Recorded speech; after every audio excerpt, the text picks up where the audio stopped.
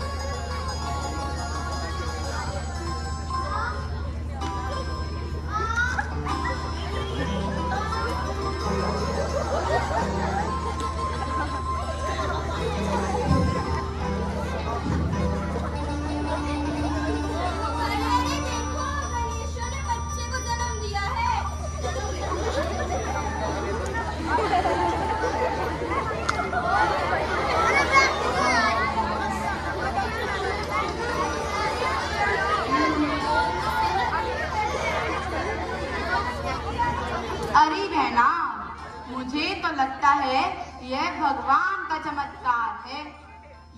यह बच्चा आगे चलकर इस संसार के समस्त धन वैभव को तिनकों के समान समझेगा। जिस प्रकार एक गाय सूखा घास खाकर अमृत रूपी दूध देती है, उसी प्रकार यह बच्चा निस्वार्थ भाव से इस संसार का कल्याण करेगा। समय अपनी गति से चलता रहा।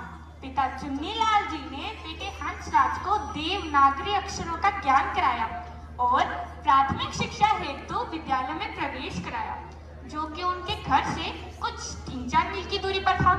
बालक हंसराज कच्चे रास्ते पर नंगे पैर चलते, पैरों में कांटों का चुभना, उसे निकालना तथा पुनः चलना, विद्यालय पहुंचकर विद्या अध्ययन करना, गर्मी के मौसम में तपती रेतीले रास्ते पर चलना, बालक हंसराज की कोमल त्वचा जो उन्हें कुछ दूर चलने पर अपनी तख्ती पर खड़े हो जाना तथा आराम मिलने पर पुनः चल पड़ना।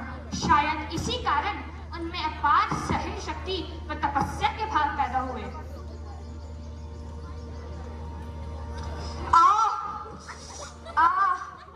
प्रणाम गुरुजी। हंसराज, तुम इतना लंबा सफर तय करते हो, सर्दी, गर्मी, यहाँ तक कि बरसात को भी सहन करते हो। और क्या क्या सहन कर सकते हो? मैं विचार कर सकता हूँ, मैं भूखा रह सकता हूँ, मैं प्रतीक्षा कर सकता हूँ गुरुजी। वो कहते हैं ना, समय तथा लहरें किसी के लिए नहीं रुकती। अब बालक हंसराज 19 वर्ष के हो चुके थे। सन 1883 में स्वामी दयानंद जी का देहांत हो गया, जिस कारण एक शोक सभा का आयोजन किया गया, जिसमें पंडित गुरुदत्त विद्यार्थी, लाला लाजपत राय, लाला हंसराज और अन्य कई आर्यबंधुओं ने भाग लिया। तो आइए देखते हैं उस शोक सभा में क्या विचार विमर्श हुए। आर्यबंधु, जैसा कि हम सब आज स्वामी जी की शोक सभा में उपस्थित हुए, बंधुओं, हम सब मिलकर ऐसा क्या कर सकते हैं कि स्वामी जी की याद को चिरस्थायी बना सके? मेरे विचार से स्वामी जी की याद में एक धर्मशाला का निर्माण किया जाए। नहीं, मेरे विचार से एक मंदिर का निर्माण किया जाए। बंधुवर, मेरे विचार से स्वामी जी की याद में एक मूर्ति बनवाई जाए। बंधुओं, मैं आप सबकी बात से सहमत हूँ, परंतु स्वामी जी का जीवन संघर्षों से ओतप्रोत रहा। उनका जीवन समाज के कल्याण के लिए रहा और अविद्या के अंधकार को दूर करने में रहा। बंधुओं, मेरे विचार से हमें उनकी याद में एक विद्यालय की स्थापना करनी चाहिए। मैं पंडित जी की बात का समर्थन करता हूँ। विद्यालय निर्माण हेतु हामी भरते ही सभी आर्य बंधुओं ने दान एकत्रित करना शुरू कर दिया। विद्यालय निर्माण हेतु दान दीजिए। बढ़ चढ़कर दान दीजिए, दान दीजिए, दान दीजिए।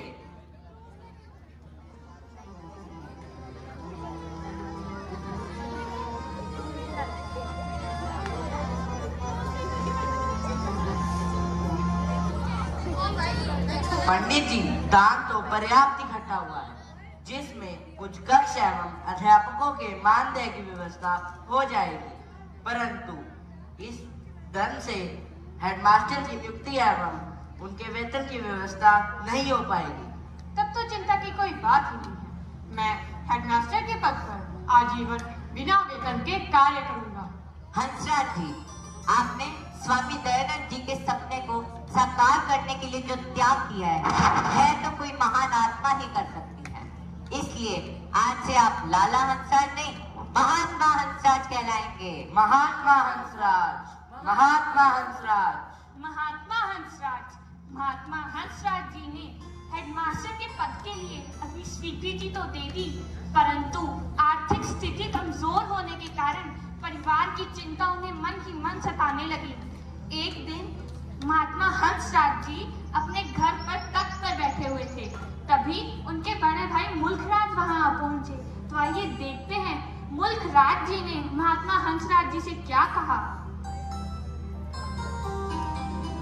अरे हंसराज, लगता है किसी चिंता में हो। हाँ भाई साहब, आप सही कह रहे हैं। कैसी चिंता, मुझे बताओ, क्या मैं उसमें आपकी कुछ मदद कर सकता हूँ? भाई साहब, मैं इसलिए चिंता में हूँ क्योंकि दयानंद जी की स्मृति में बनाए जाने वाले विद्यालय में धन के अभाव के कारण मैंने हेडमास्टर के पद पर आजीवन बिना वेतन के कार्य करने का संकल्प लिया, परंतु बिना धन के परिवार का पालन पोषण कैसे होगा? अरे हंसराज, चिंता मत करो। तुमने जिस मार्ग पर चलने का संकल्प लिया है वह कल्याण का मार्ग है। स्वामी दयानंद जी के अधूरे सपनों को साकार करने का मार्ग है। तुम निष्काम भाव से कार्य करो और मैं तुम्हें और तुम्हारे परिवार को आजीवन अपने वेतन का आधा हिस्सा देने का संकल्प लेता हूँ।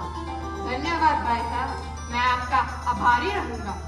सन 1886 में विद्यालय की स्थापना हुई, जिसका नाम दयानंद एंग्लो वैदिक अर्थात डीएवी रखा गया और महात्मा हंसराज जी ने आजीवन हेडमास्टर का कार्यभार संभाला। एक दिन विद्यालय से घर पहुंचकर महात्मा हंसराज जी अपने तख्त पर बैठे थे, तभी उनके पड़ोसी वहां आ पहुंचे। तो आइए देखते हैं उन पड़ोसी ने महात्मा हंसराज जी के सम्मान में क्या शब्द कहे।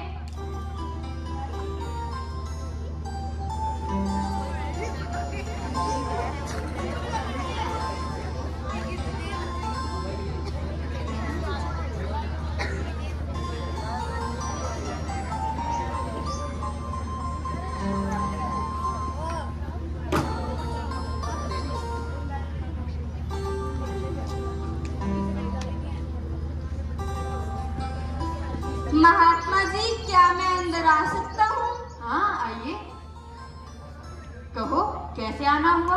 महात्मा जी, जैसा कि आप जानते ही हैं कि मैं पढ़ा लिखा नहीं हूँ, तो क्या आप मुझे एक पत्र लिख कर दे सकते हैं? क्यों नहीं लिख देता हूँ।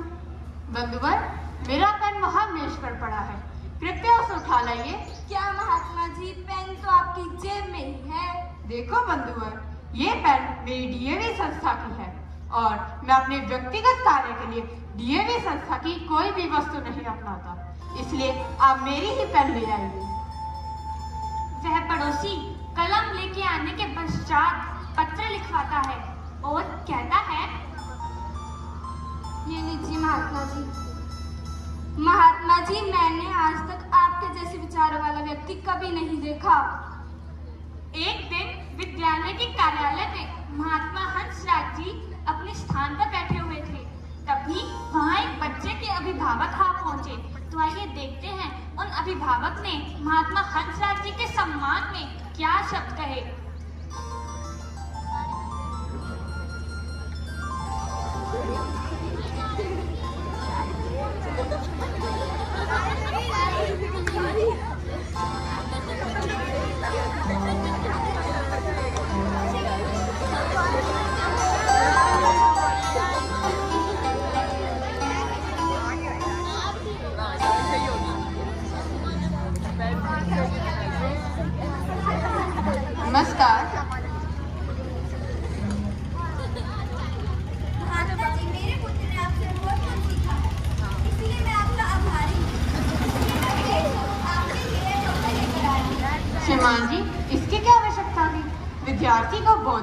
आध्यात्मिक शिक्षा देना गुरु का कर्तव्य है, जो मैंने किया। परंतु महात्मा जी, यह कंबल मैं बड़ी श्रद्धा से आपके लिए लाया हूँ। इतना कहते हो, स्वीकार कीजिए। इतना कहते हो तो ले लेता हूँ। मोहन, यह उपहार विद्यालय के उपहार कोष में रख दूंगा, क्योंकि यह उपहार मुझे अपने हेडमास्टर के पद के कारण मिला है और यह उपहार विद्यालय में आने वाले अतिथियों के काम आएगा। यह सुनकर वह अभिभावक आश्चर्यचकित रह गए और महात्मा जी के सामने नतमस्तक हो गए। महात्मा जी अब महान हैं।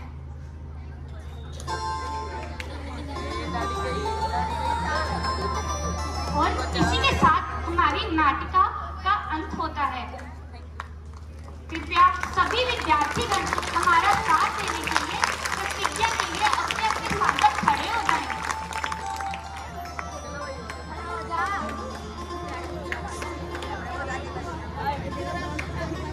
शपथ लेने की अवस्था में खड़े हो जाएंगे सभी विद्यार्थी।